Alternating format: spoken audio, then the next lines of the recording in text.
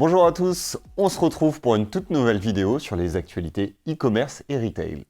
Je tenais tout d'abord à vous souhaiter une très bonne année 2024 personnellement et au nom de l'équipe ECN et vous souhaiter plein de beaux projets pour cette nouvelle année.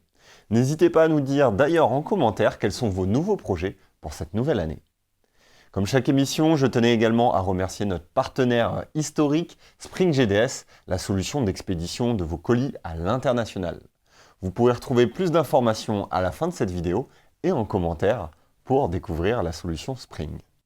Dans cette vidéo, nous allons aborder de nombreux sujets liés au e-commerce et au retail et on va notamment parler de Amazon qui s'associe à Facebook et à Snapchat pour contrer TikTok. Cdiscount qui est racheté par Casino ou encore Balmain qui lance sa cabine d'essayage en 3D. Bref, beaucoup de sujets d'actualité à découvrir ensemble, alors rentrons ensemble dans le vif du sujet. Attaquons les actualités business. La première actualité business qu'on vous a sélectionnée, c'est Amazon qui s'associe à Meta et à Pinterest et à Snapchat pour contrer l'application de TikTok Shop. Amazon a conclu des partenariats avec ses réseaux sociaux pour étendre ses canaux de vente. Les utilisateurs peuvent désormais passer directement commande à partir de ces applications sociales. Un processus qui est donc raccourci et qui va réduire les frictions pour permettre un achat direct. Et donc, Amazon souhaite s'opposer à la plateforme TikTok Shop puisqu'aujourd'hui c'est déjà en place avec leur application en un clic à travers les différentes vidéos que vous pouvez parcourir sur l'application. À voir donc comment Amazon va se développer, c'est une évolution très forte et qui va donner beaucoup de possibilités aux marchands sur Amazon avec la publicité sur ces plateformes sociales. On est très curieux de voir la suite, donc affaire à suivre pour Amazon et ses plateformes sociales. La deuxième actualité business, il s'agit de Bastide qui cède sa filiale e-commerce Distrimed au groupe de pharmacie IG31. Pour rappel, IG31, c'est une structure qui est spécialisée dans le conseil et l'accompagnement des réseaux de santé, détenus majoritairement par Latour Capital et BPI France, et qui compte 1060 pharmacies adhérentes. Distrimed, c'est une filiale à 70% du groupe Bastide et spécialisée dans la vente en ligne de dispositifs médicaux pour les professionnels de santé. En 2022-2023, Distrimed a réalisé un CA de 13,3 millions d'euros. Cette session s'aligne avec la stratégie de Bastide de s'aligner davantage sur le développement de ses activités récurrentes à plus forte valeur ajoutée, comme l'assistance respiratoire ou la nutrition-perfusion. La transaction généra une plus-value de cession pour le groupe Bastide sur le résultat net de 2023-2024 et contribuera à la réduction de la dette financière. Troisième actualité business, il s'agit de Casino qui rachète Cdiscount à 100%. Le groupe Casino a acquis un tiers de la maison mère de Cdiscount, portant sa participation dans la filiale de la vente en ligne à 100%, en acquérant 34% des groupes Cnova auprès de CBD Luxembourg Holding. Le prix d'acquisition de ce tiers est de 10 millions d'euros et donc la nouvelle valorisation de Cdiscount est à hauteur de 29,4 millions d'euros.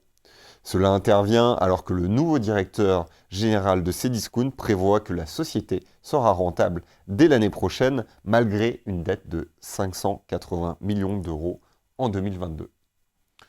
Un acteur important du e-commerce français, donc à voir comment cet acteur va rebondir et continuer d'évoluer.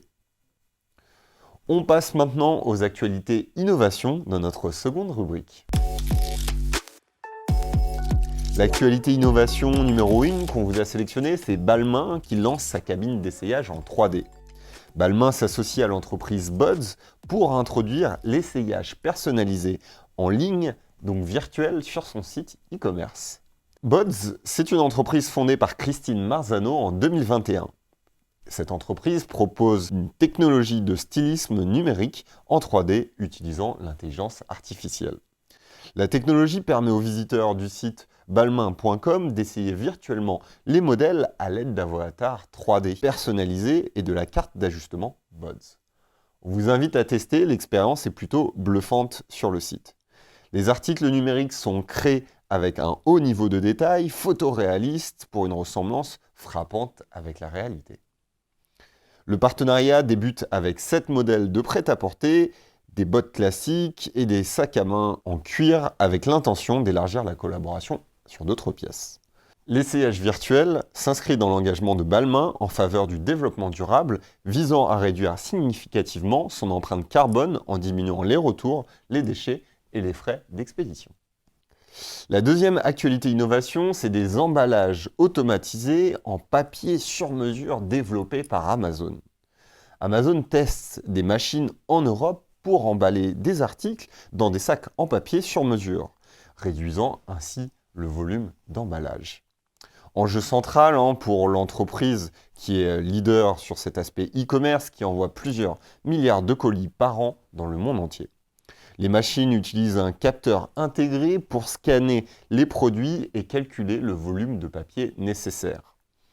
Chaque sac est fermé par thermoscellage, sans espace vide, limitant l'usage de matières premières. Les emballages en papier léger sont 100% recyclables et dimensionnés au plus juste, éliminant en moyenne plus de 26 grammes d'emballage par envoi. Les machines sont déployées dans les centres de distribution d'Amazon en Allemagne et au Royaume-Uni, montrant des résultats positifs. Affaire à suivre, n'hésitez pas à nous dire si vous avez d'autres exemples d'emballage en commentaire de la vidéo. Nous passons maintenant à l'actualité innovation numéro 3, et donc on va retrouver Cdiscount qui utilise l'IA générative sur son site e-commerce. On vous en parle énormément, et donc beaucoup d'acteurs du retail et du e-commerce font des usages très développés et divers de l'intelligence artificielle. Nous retrouvons donc Cdiscount, pour rappel 80 millions de produits avec 15 000 vendeurs différents sur la plateforme, tout cela pour 1 à 2 millions de visiteurs par jour sur la plateforme. Avec la plus importante équipe interne de data scientists dans le e-commerce et dans le retail, Cdiscount utilise l'IA générative dans 15 cas d'usage déployés en production, dont certains déjà complètement industrialisés. Et là, pour info, Cdiscount utilise donc l'IA pour optimiser 500 000 fiches produits grâce à l'IA générative et vise 1,5 million de fiches d'ici la fin de l'année. Cdiscount voit l'IA générative comme une transformation de son mode de fonctionnement et souhaite capitaliser dessus pour les années à venir. Les revenus de Cdiscount sont en baisse de 14%, mais la marketplace représente 63% de son volume d'affaires avec des revenus publicitaires en croissance de 8%.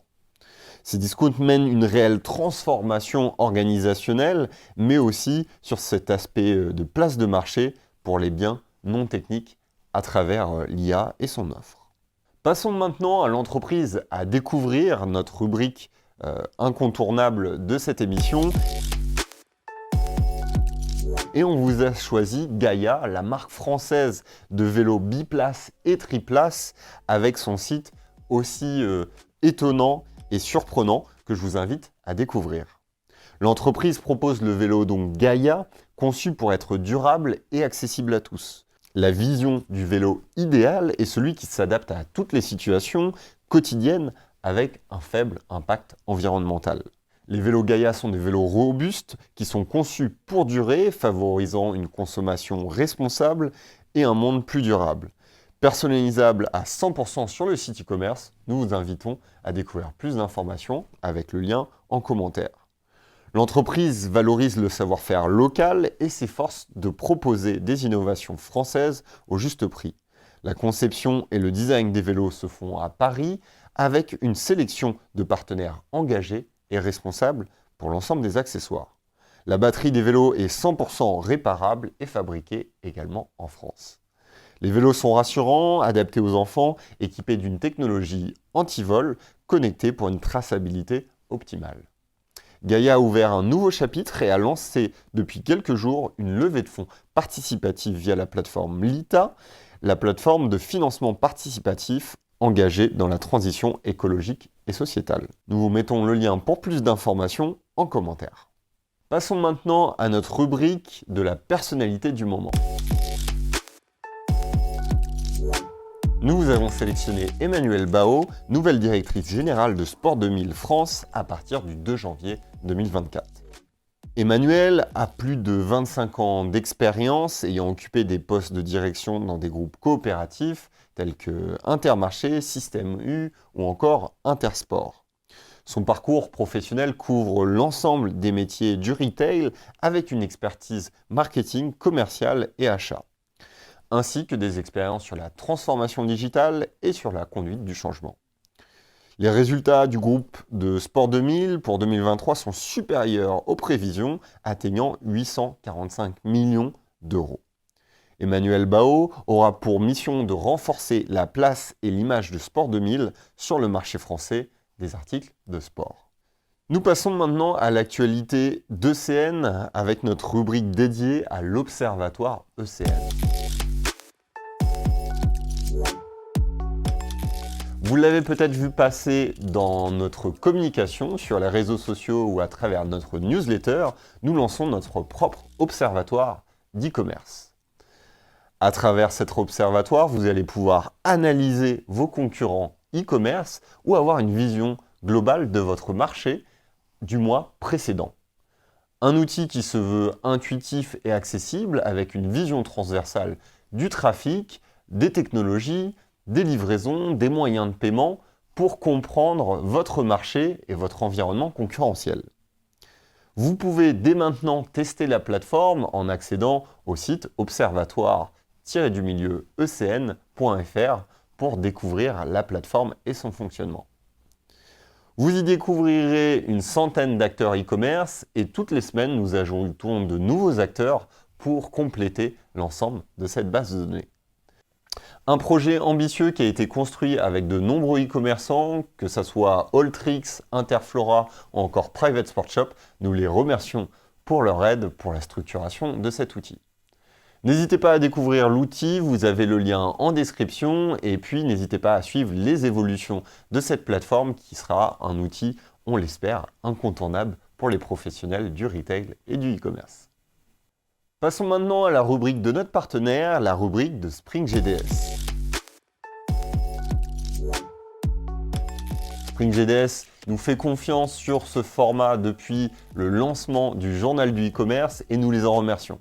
Nous allons donc les retrouver avec Private Sport Shop pour avoir des anecdotes sur la relation client à l'international, des retours d'expérience très riches avec Aurélie et Alexandra qui vont vous partager ces retours. Comment vous définirez justement votre partenariat avec Spring en un mot? La question piège. Alors, en un mot, moi, je dirais collaboratif, parce que vraiment, on travaille main dans la main pour que les livraisons de nos clients se passent le mieux possible. Et toutes les remontées que peut faire mon équipe sont toujours prises en compte et analysées pour essayer d'améliorer les choses. Merci pour ta réponse. On a parlé d'international. Maintenant, on va plutôt parler, on va plutôt donner des anecdotes et des conseils, justement. Aurélie et Alexandra, est-ce que vous avez des anecdotes à nous raconter à propos de la relation clientèle en fonction des différents pays avec lesquels vous pouvez faire affaire? Alors, nous, on en a plein d'anecdotes.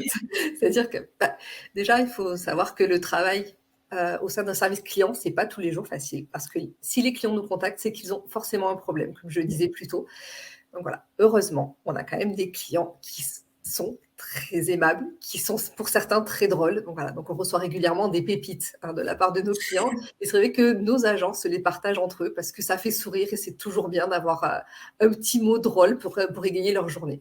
Mais voilà, ça va du client qui va vouloir négocier le prix de ses skis comme s'il était au marché en disant non, moi je les prendrais bien mais moitié moins cher, au client pressé qui nous envoie un petit message du type, alors celui-là c'était très drôle, j'aime bien, c'était presse le pas facteur, l'amitié n'attend pas. Voilà, c'est des petits messages, c'est rien, mais ça fait sourire les équipes et ça apporte un petit peu de légèreté.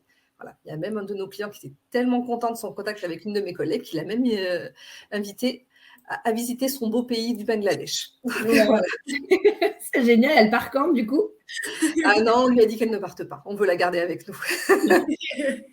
Mais je rejoins tout à fait ce que dit Aurélie. Enfin, c'est vrai que travailler dans la relation clientèle, c'est pas forcément facile tous les jours. Un client va jamais vous contacter quand tout va bien. Donc, on gère entre guillemets des problématiques et des challenges au quotidien. Donc, c'est vrai que ça nous met du baume au cœur, ça nous fait sourire. On prend du recul aussi parfois sur certaines situations. Après, il faut savoir que voilà, l'équipe d'Aurélie gère directement le B2C, donc les consommateurs finaux, les particuliers, et nous devons justement traiter et aider au mieux son équipe, donc en tant que B2B. Mais je rejoins Aurélie sur l'importance en fait de la bonne ambiance, je pense, dans nos équipes. Je pense que c'est hyper important parce qu'encore une fois, il y a pas mal de stress. Voilà, il faut qu'on se démène en fait pour que le consommateur soit content derrière, soit satisfait.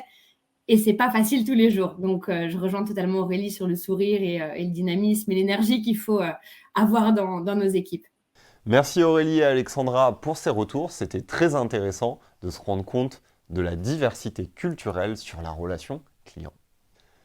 Merci à toutes et à tous d'avoir suivi ce format. Merci à tous de votre confiance. N'hésitez pas à nous partager en commentaire vos retours sur ce format, mais aussi sur les actualités à venir de vos entreprises. Comme ça, on pourra potentiellement les intégrer sur les prochaines éditions. Un grand merci à l'ensemble de l'équipe d'e-commerce nation pour la préparation de ce format. Et sinon, je vous dis à très vite pour une prochaine exploration de la nation du e-commerce.